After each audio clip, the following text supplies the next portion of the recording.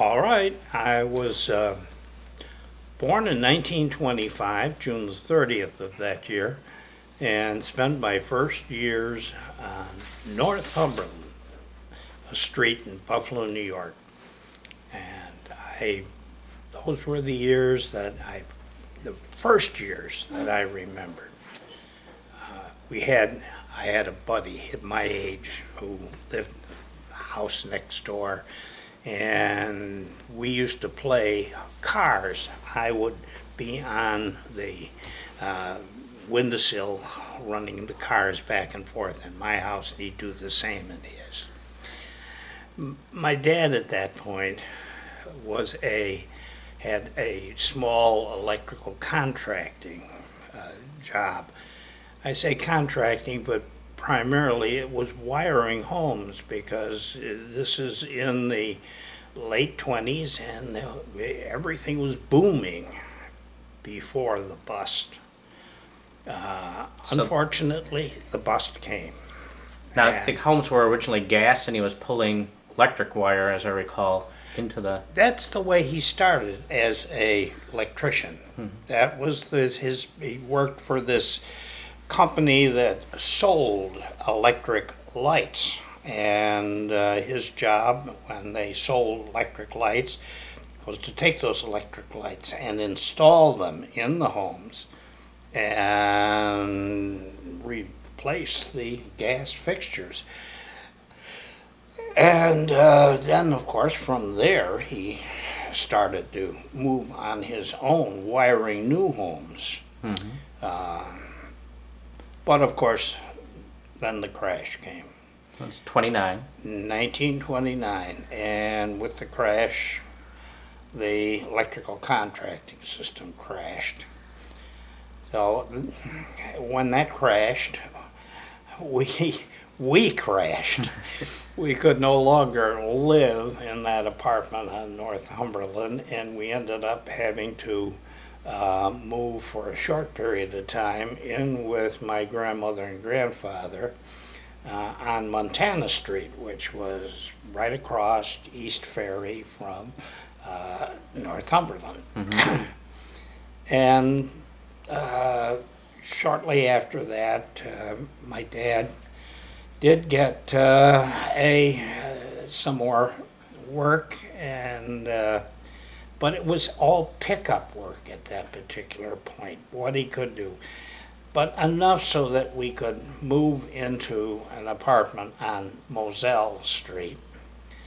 And then we ran into another period when things went kind of slack, to the point where I can remember we had to sell furniture to the point where we got down to nothing but a folding table for a kitchen table and folding chairs and the beds. And at that particular point, we again ended moving in with my grandmother and grandfather.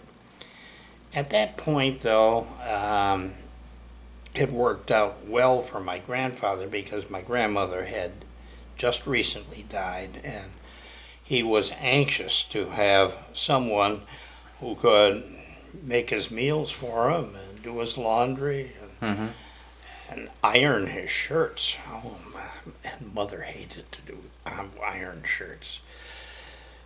But so we lived there at 106 Montana. Well, this is Grandma Hampel, or this is Grandma Tranquil? Oh, this is Grandma Tranquil.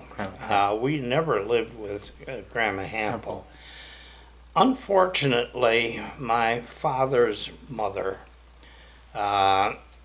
she married John Hampel after Dad's father was killed by a train. And she was never happy about my father having married my mother, because, well, my mother was Catholic, and my father changed to Catholic for my mother. Now, up to that point, he had been a devout Lutheran, and now he became a devout Catholic. but that did not sit well with his mother. Mm-hmm. And it's interesting because Grace now, her parents were a somewhat similar situation where her mother was the devout Lutheran and her father was a Catholic. Notice I leave out the word devout. At any rate, the years there were happy years. I remember growing up on Montana. Of course, then I was called Dutz, nickname that I don't know where it came from, but it stayed with me until after I came out of the war even. I had some people who referred to me as Dutz. Or June. Or June. Or June, oh yes. My mother and father's friends all called me June because my father was Rudy, and so I had to be June Or Junior. Oh well, I eventually grew out of it. But I went to St. Matthew's parochial school, and of course we were in St. Matthew's Parish. Mm-hmm. The parochial school years were interesting. We had all nuns. I never did have a lay teacher during those years. Mm-hmm. All nuns, and all very, very wonderful women, except my second grade teacher, Sister Hortense. She was a Hortense. She was aptly named. But at that particular time, I became a altar boy. Mm-hmm. And my first real chance to do something big in public was the year that I was selected to say the gospel at Christmas from a structure that the pastor had built behind the main altar that resulted in my having a group of girls dressed up as angels on various perches on their way up the structure, and myself at the very peak where I would read the gospel according to St. Luke. Mm-hmm. At any rate, this was, hey, all right. I can remember my mother would come to that mass and be so proud to have her son up there doing that. Interesting. I don't think today a lay person, probably even then, is allowed to deliver a gospel. You have to be a priest or a. Oh well, but our pastor set it up, and I did. And this led to all the way to the Snow White and the Seven Dwarfs, and. Yes, of course, that was another time when I was able to be a ham. Our school put on Snow White and the Seven Dwarfs, and of course my size was such that I was an ideal dwarf. The only thing is, they picked me to be grumpy. Now, I was never that. Well, at any rate, the play went off very well. We had appreciative audiences, and we enjoyed ourselves. I had to have a big putty nose because of the fact that I was playing grumpy. And there was one scene where Grumpy, after shortly meeting Snow White, is leaving the room, and Snow White is saying something to him, and he's looking back at her and going gruff, and then turns his head and bumps into the door. And I pulled it off very well. And it wasn't until I got backstage that I realized that my putty nose was still on the door. But those were some of the, and also in those years I started singing. I guess I started singing in the choir at church, but then I had a pretty fair tenor voice, almost boy soprano. And I had opportunities to sing at various functions to the point where I had some people ask me to sing at professional parties, and it eventually led to my having an opportunity to sing on the radio, WBEN in Buffalo. Saturdays, they used to have a program, Saturday mornings, a program that involved children, supposedly talented children. And I was one of the people who, on that program, would sing. That is, I sang until that terrible thing occurred. My voice changed. And I was no longer a boy soprano. I was a creaking, cracking tenor, I guess. But those were interesting years, and I have newspaper clippings that go back to those years. So then you made the transition from grade school to high school. Where did you go to? That was interesting too. My father, of course, being an electrician, I decided I want to be an electrical engineer. And needless to say, my father certainly encouraged that. But nobody in our family had ever been to college. In fact, my father went as far as 4th grade, my mother went as far as 7th grade, and my Uncle Howard was the only one who actually got into first year of high school. But so nobody knew anything about this business of colleges. And so I thought, well, what I'll do is I'll take the electrician's course at Seneca Vocational High School in Buffalo.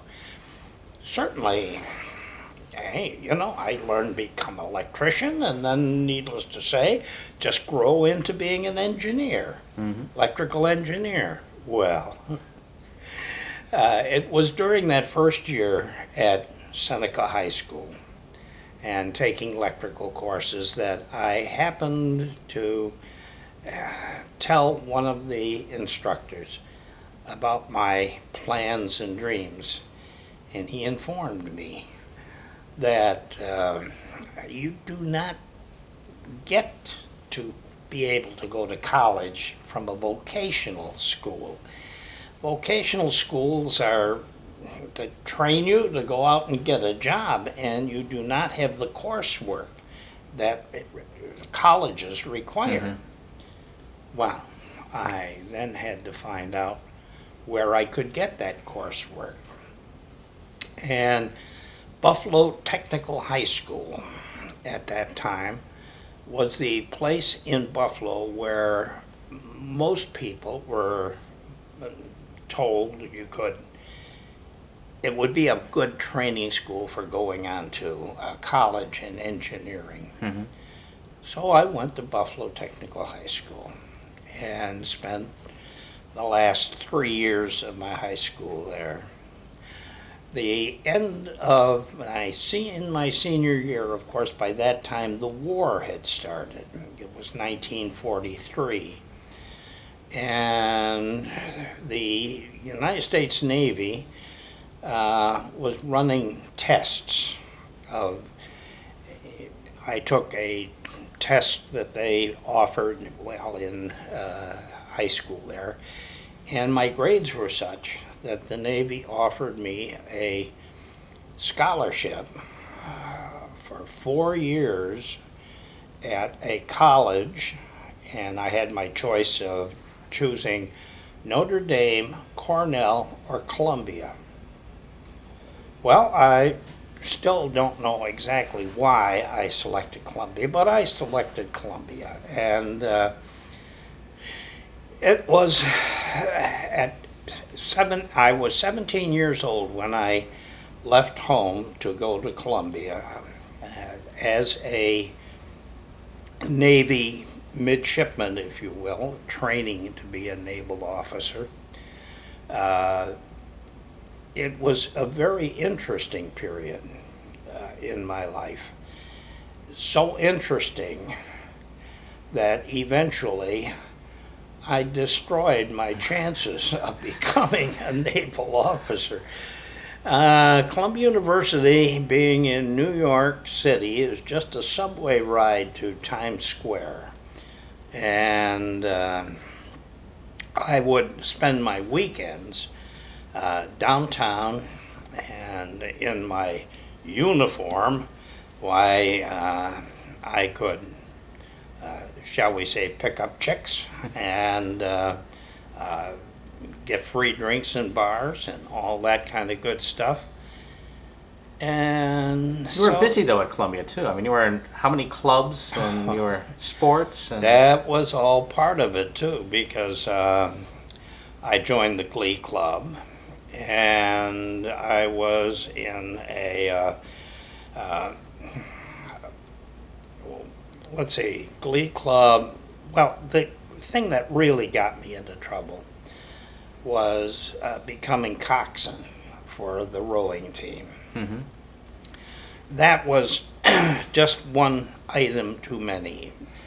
The varsity play, the Glee Club, and the rowing, and then weekends in Times Square left very little time for study. And so consequently, that particular end of that term, my grades had deteriorated to the Navy point where the Navy said, "Oh, we think we might find something else for you to do." So they sent me to the Naval Training Station at Great Lakes. Great Lakes Naval Training Station was on Lake Michigan, north of Chicago. There I went through the what they called boot camp, where we marched, and it was interesting because I was with a group of men who all had bombed out of the V-12 program, as that college program I was so fortunate to get into was called. And we had spent a whole year of marching and training and doing drills with our rifles and stuff.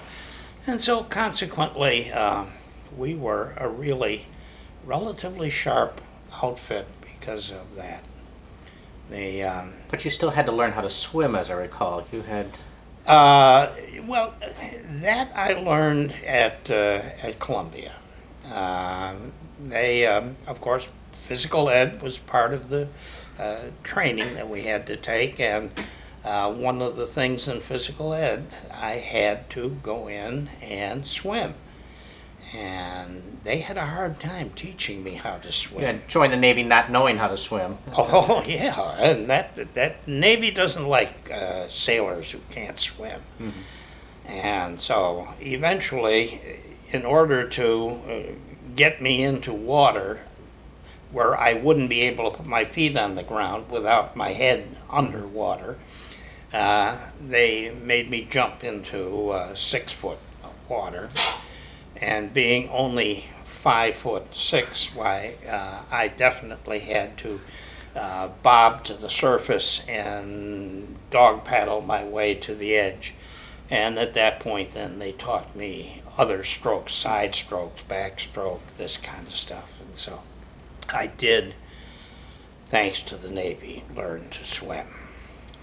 So now you're out at Great Lakes and you're learning how to march and getting ready for joining the Navy. And but of course, again, they run us through a group of tests because some of us were going to end up going to service training schools for various things, whether it be radio or whatever. Well, it turned out I did score rather high in the test, and they sent me to their electronic technician training program. So I started out at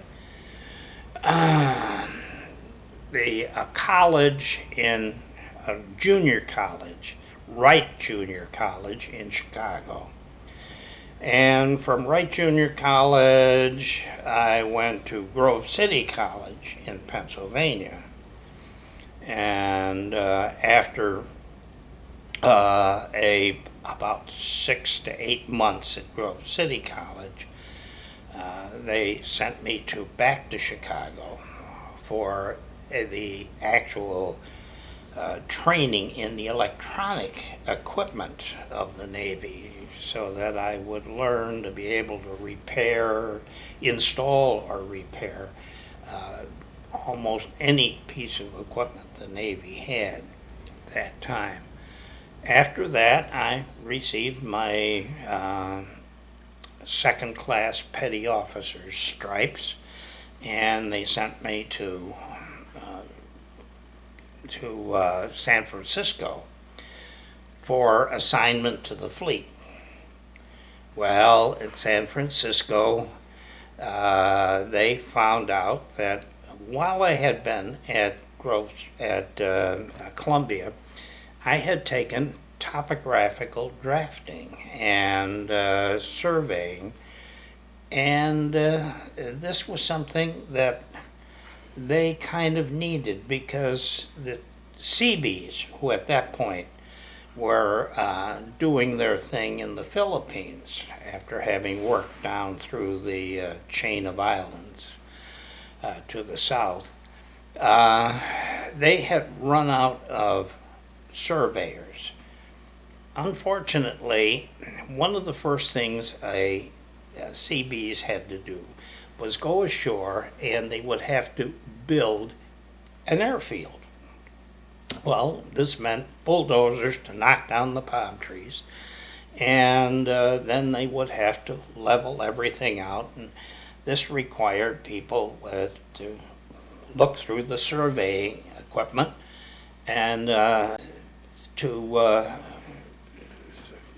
well, at any rate, overnight, the Japanese, while the island was basically secured, there were Japanese still there, and they were going to sell their lives dearly, and so they would infiltrate during the night and climb a palm tree, and up there they figured, because when we were working we had Marines all around us with their rifles, and the Jap that would be up in the tree knew he could get off one shot, so he wanted to make it important.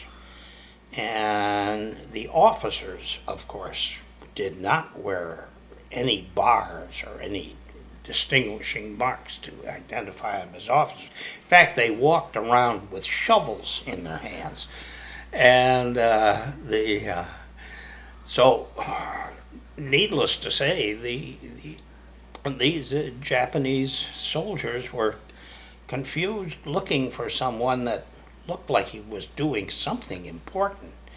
Well, the guy that was looking through the transit of a survey, for doing surveying, he looked about as important as anybody, so they shot him. So before long, the Seabees were running short on surveyors. And so the Navy said, well, you could do that. And so I suddenly became assigned to the Seabees and was shipped out of San Francisco to the Philippines. I landed on the island of Samar and went immediately to work with the 129th Seabee Battalion. This is about what, 1940? This would have been 1945, just Waning years of the. yes. The war had just been over. It did not mean we didn't have Japs on the island, because they would not believe. They went up in the caves in the interior of the island, and they just would not believe that the war was not still on. And so they did give us a lot of problems. So how long were you on Samar? I was on Samar for close to a year. I eventually went from the 129th Seabee Battalion to the 61st Seabee Battalion. Most of my time was spent with that, and I became the chief of the electrical division of the 61st Seabee Battalion. Primarily because I was the only person they had who could take diesel engines driving generators and get them in synchronization so that you could switch from one diesel generator to the other diesel operated generator and not have a power failure. Now you're about 20, 21 at this point, or? Well, let's see. This would have been 1944, 45. I would have been 20, 21. Living in a tent over there. You're eating the food over in. Oh yes, oh yes. And the Seabees had good food. We used to have Army units that were in. They would try to sneak into our chow line because. And of course, we invited them. We were glad to have them. Yes, they didn't. They got lousy food. We had excellent food. And you had pet monkeys, and you and you got sick while you were over there too. Well, yeah, we had a pet lizard. In the tent. Louis the lizard, and Louis kept the tent clean of any other kind of vermin or any other. Shall we say, spiders and all that kind of stuff. Louis was our housekeeper. And it was only when we would have a storm and Louis would try to crawl into our sleeping bag that we were not overly happy having Louis as a pet. The time you mentioned getting sick, that occurred while I was at Chicago learning to be a technician. I came down with orchitis, which it represents the mumps that have dropped into your male organs. And my male organs became the size of grapefruit. And my fever ran into the high figures. I don't know how high, because I was totally out of it by the time I was hitting the upper ranges of temperature. But you did well over on Samara, though. Then I mean, you came through healthy. Oh yes, I had no problems over in Samar.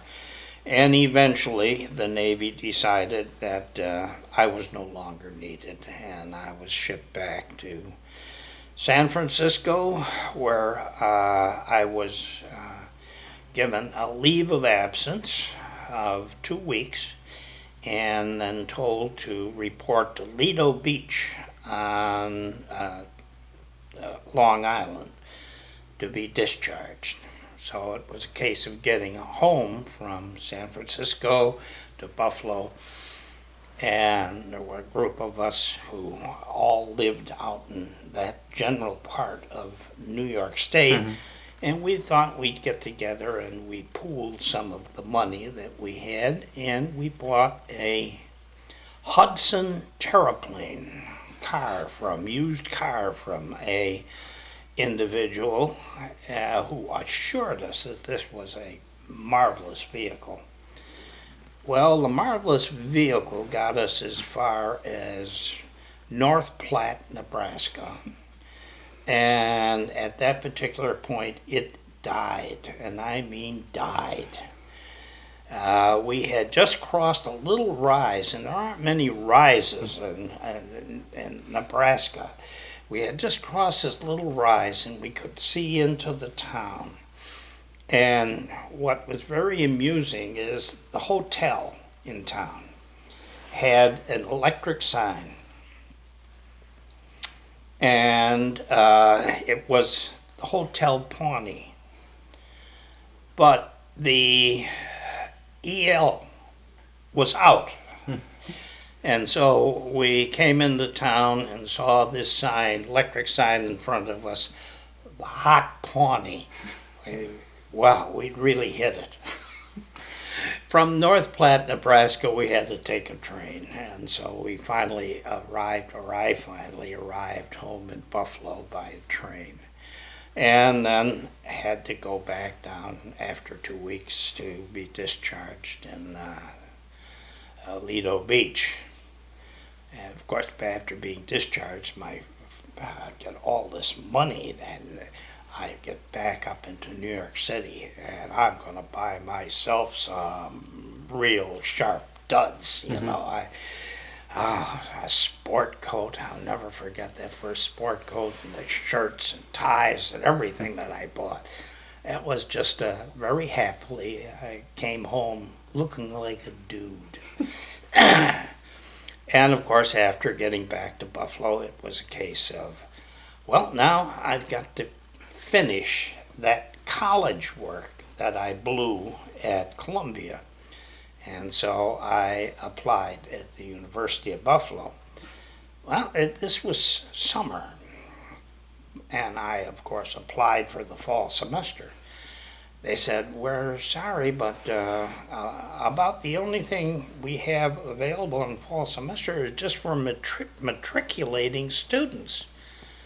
Well, in order for me to qualify as a matriculating student in the fall, it meant that I was going to have to start college right away. So I got into it that first summer, and at that particular time, and this was at the University of Buffalo. Now, at that particular time, the University of Buffalo did not have an engineering program. It had something close to an engineering program in their arts and science department, but no engineering department per se. But that was changing. So I started in the arts and science department, but within half a semester, they started the engineering program, and they built a brand new engineering school. My class was the first one through the engineering school and the first electrical engineering class to graduate from the University of Buffalo. It was while I was at the University of Buffalo that I met your wonderful mother. And I had some friends at the university, a guy and gal that I knew very well, and there was a dance coming up. And that dance, I had a nurse that I was going with at the time, and I invited her, but she was busy, and so I'm moaning the fact that with this dance I don't have anybody to take, you know.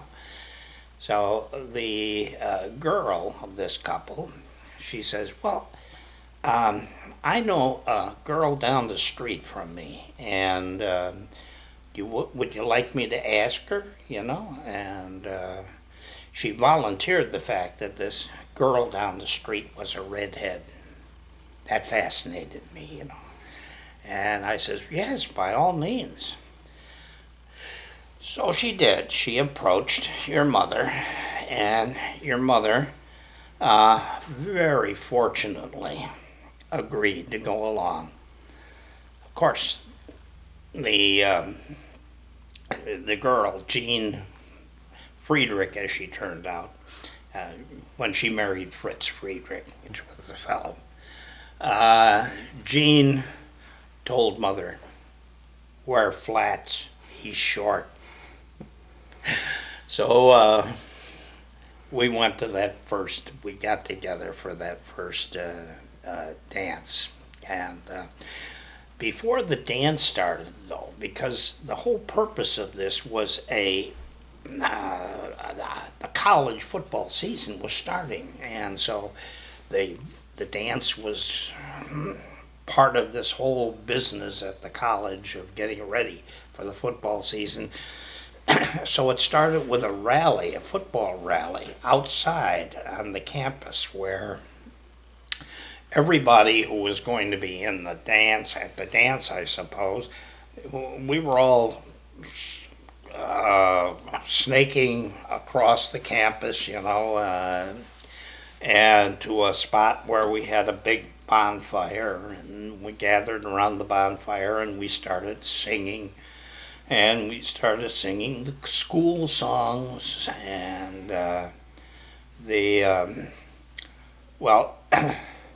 Mother, even in her flats, I guess, didn't particularly care to be walking through the grass and all of that. So we ended up getting to the place where the fire was, and we stood there and sang the old songs, but I didn't see your mother joining in to sing. Even I've been working on the railroad. I mean, I didn't figure she would know the University of Buffalo fight songs. So we get back and we're dancing then at the Norton Union where the dance was being held. And I'm getting to know her, but Mother was very shy. Mother will tell her side of the story later on. Yes, right. I hope so. Mother was very shy, and the result was there was not a lot of spirited conversation, shall we say, to the point where I finally got a hold of Fritz and Jean, and I said, let's get out of here and go someplace where I can get a drink. So we went to a place that was a favorite of mine, at Hugo's. And this was a little cellar place. And they made the best martinis in there. Olives with anchovies in them. Yum. At any rate, the four of us get in there and we order up.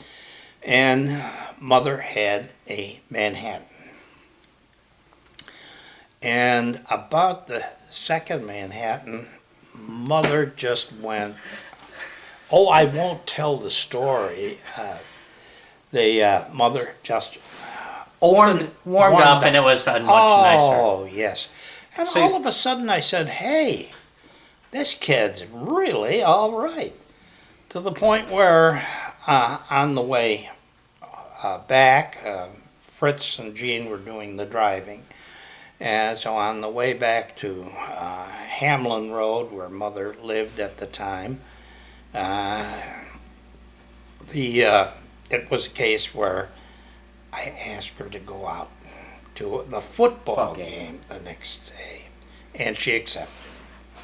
And that started it. So then you were dating. This is about what point in you're a junior or a? at this point, or a senior? Yeah, I was a junior at the time, and it was a case where I would have become a senior, but it would have been in mechanical engineering, because that was the first engineering program they started. Right. And so I wanted electrical engineering, and they didn't have electrical engineering until I was ready to become a senior mechanical engineering student, and I wanted electrical engineering, so I went back for the junior year all over again in electrical engineering. And by this point, very early on, very soon, Mother and I were both very much aware that this was it. This was it. And of course, I was not going to go getting married until I was graduated and had a job. And this particular move on my part to repeat the junior year put that off for a whole year, which was not a happy situation as far as either of us were concerned. But you finished your senior year then, graduated from the school and the fraternity, and... Oh, yes. While at the University of Buffalo, I also got involved in a lot of stuff. I was chairman of the Fine Arts Committee at Norton Union, and of course I got into a fraternity, Sigma Alpha Nu, and Grace's sister, Betty Lou, eventually married a fellow fraternity brother that I, as a pledge master, had as a pledge at the fraternity.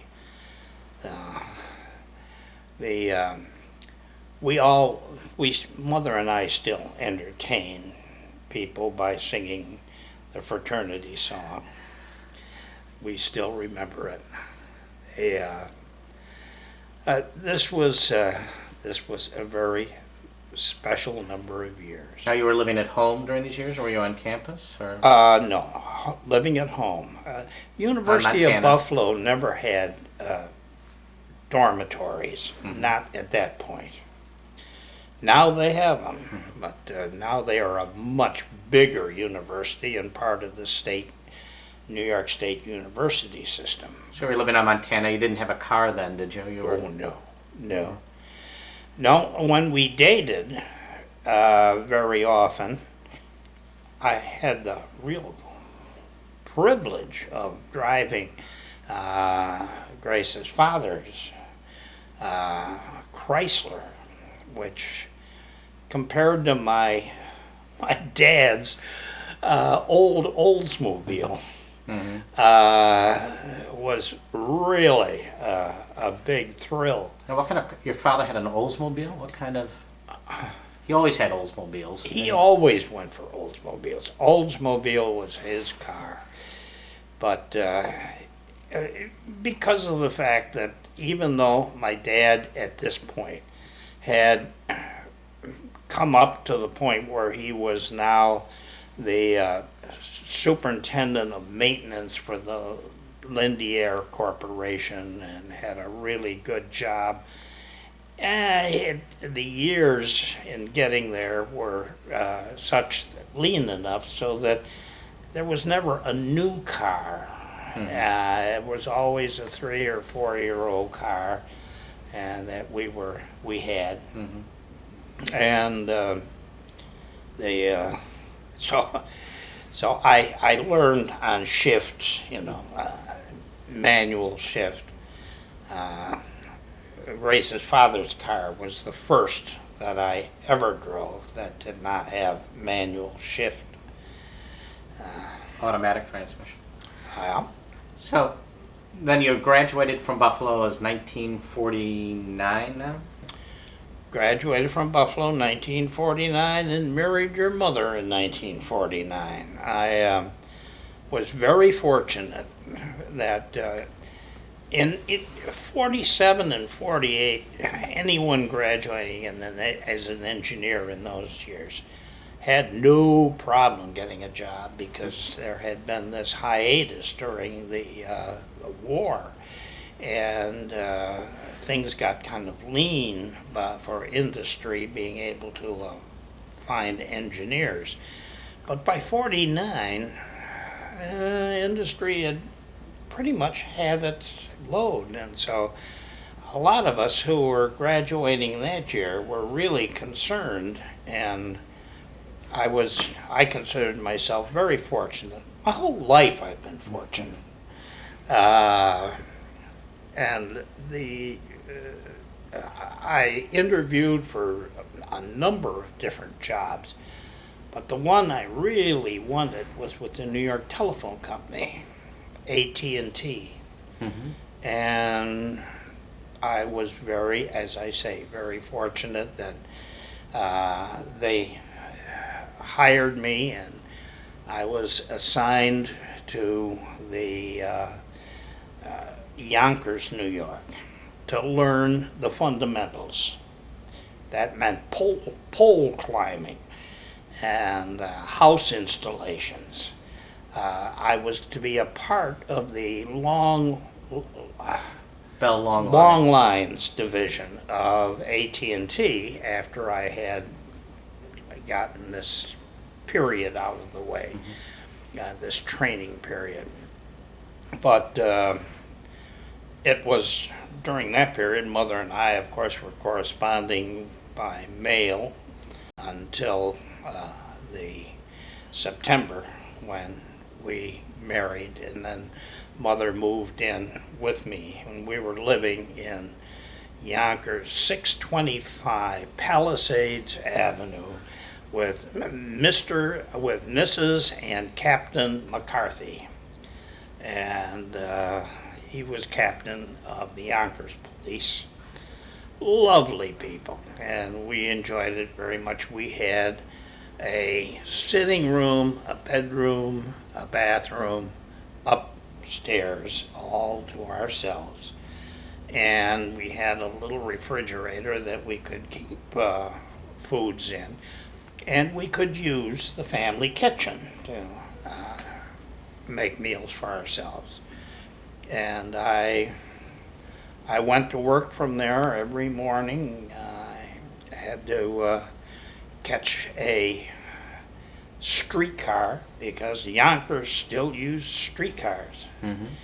And now, did you own a car at this point, or you were still neither of you had a car?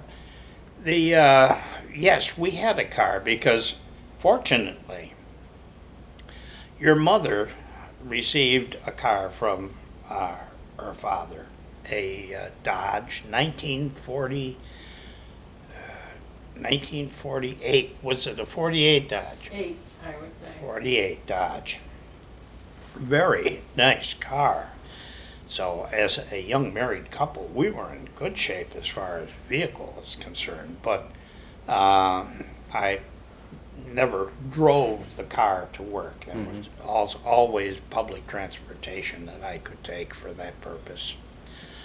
And I worked there with the telephone company until I guess it was the first Christmas after we were married, and I came back to Buffalo for the Christmas holidays to spend it with the families. And while we were staying at Mother's house, and Mother came up to the bedroom. I was getting dressed, I guess.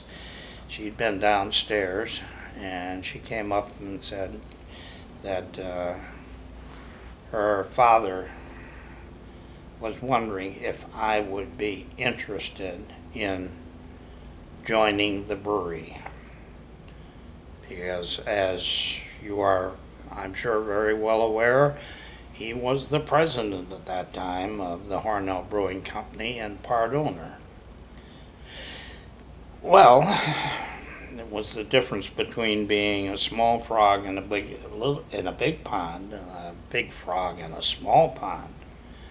So I guess my ego said yes, and I did take the job. But it was always kind of uncomfortable because I was always the boss's son-in-law, you know. Now, I enjoyed my period of time with the brewery. I eventually went to brewmaster school and became a brewmaster. Not that I ever practiced as a brewmaster, other than when our brewmaster was sick. Then I would take over for a day or a week. But that brought you to Hornell, where Hornell you could become a big frog in a small pond again, too.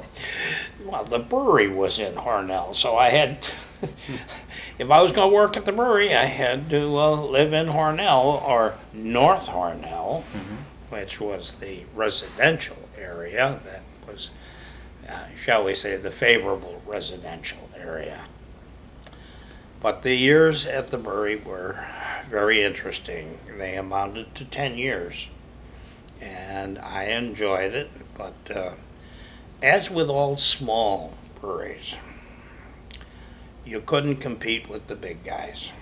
And eventually we went down the drain. At that point, it was a case where I had been offered a job by the malt company that we bought our malt from to be a salesman for them. That I didn't want any part of. I don't like being a salesman of anything. I don't like to sell anything. And it always used to be difficult for me, even with the brewery, when we would go out on sales trips and I had to go into taverns and try to talk them into buying our old Ranger beer. And so, no, I was not going to work as a salesman. So I knew of other people who had just recently been fortunate enough to get jobs up at Alfred at the college. And so I went up and applied, and I was accepted and offered a job to teach calculus. Well, hey, all right, now that's fine, but boy, I'm going to have to bone up on my calculus because my gosh, it Hadn't used it in many years since I'd ever used it. So, but I was at that point a member of the board of directors of the Hornell Chamber of Commerce and the community chest. Well, it was after one of the community chest meetings that a fellow board member, who was Sid MacArthur, superintendent of schools in Hornell, coming out of the meeting, I said to him, I said, Sid, I'm going to be join your racket. He says, what do you mean? And I told him about the offer, Alfred, and he says, how much are they offering you? So I told him. He says, I'll give you $1,000 more if you come with me. And without even asking, I said yes. I mean, I didn't ask what I was going to do with him, but Sid knew that the federal government had just recently, because of the Sputnik thing, Russia was pushing us to get more technical, and the federal government had just passed legislation making money available for the establishment of technical programs in high schools. Mm-hmm. Now, the one catch was that if it was a technical program at a high school, it had to be taught by an engineer. And Sid, knowing that, and knowing that I was going to be available and I was an engineer, he asked me if I would do this. And it struck me as something I would find more interesting and challenging than teaching calculus up at the university, although teaching calculus was going to be challenging enough after all these years. But so this was great. He told me how many thousands of dollars that were available to set up a lab. The state government had the money. Federal government gave it to the state, and the state doled it out. And the state was going to pay my entire salary for the first year or two, and then part of it after that. And the chunk of money available to set up the lab was considerable, especially in 1960. $1960, right. And so I had to go out and buy benches, work benches, and equipment, all of the test equipment, electronic test equipment, and the rest of the things that one needed to teach basics, so that students could put together simple amplifiers, things of this nature, learn the fundamentals. And then, of course, I had to buy the classroom equipment, the desks, and that. And I was very proud of the fact that I ordered through an overhead projector, the first one in the school. And that was very handy. I enjoyed that. Because what I could do is I could do my overhead projector slides the day before, or the night before. And so when class came, I didn't have to get up on the board and draw all of these things on the board. I just had to slap that on the overhead projector, and there it was. And I could get right into the business of explaining what it was to the students. And so that was an interesting and a challenging period, and I enjoyed every minute of it. I did get that whole thing, that whole lab furnished, and the program operating to the point where the state of New York, who of course at that point sent people down because they wanted to see how the money was being spent. So they sent people from the state education department down, and they liked what they saw to the point where after 3 years of teaching, I was asked if I wanted to join a program that was to train people to be regional directors of vocational education and set up area occupational schools. I was very delighted to do it. At that particular point, I had been taking classes at the University of Buffalo, graduate classwork, and I had just finished my master's degree in vocational education, and I had a director's license from the state of New York, so I tied right in with what the state had in mind. Myself and 11 other fellows, we jokingly referred to ourselves as the 12 Apostles, traveled with the state's blessing and financial backing all around the country, looking at vocational programs. Not only the program, the curriculums, but also the equipment and the facilities. And we made all kinds of notes because our job was that after doing this traveling,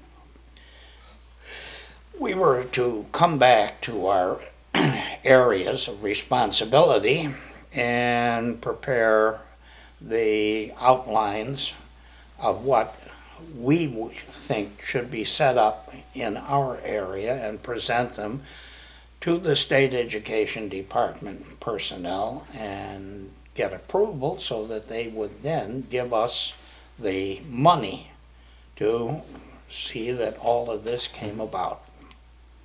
And so I did that, and the net result was the 2 area occupational centers, which is interesting because the state originally said, what do you need 2 for? You know, I mean, you've got Corning and Hornell, they're your 2 population centers, but you've got Bath, and Bath is your 3rd largest community, and that's right in the middle of the county.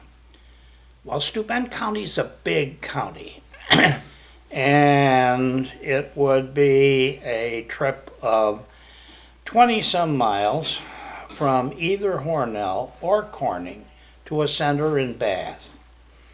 And to sell the Hornell School District on sending students 20 miles to a program, or the Corning School District sending their students 20 miles to a program, was not going to be very attractive.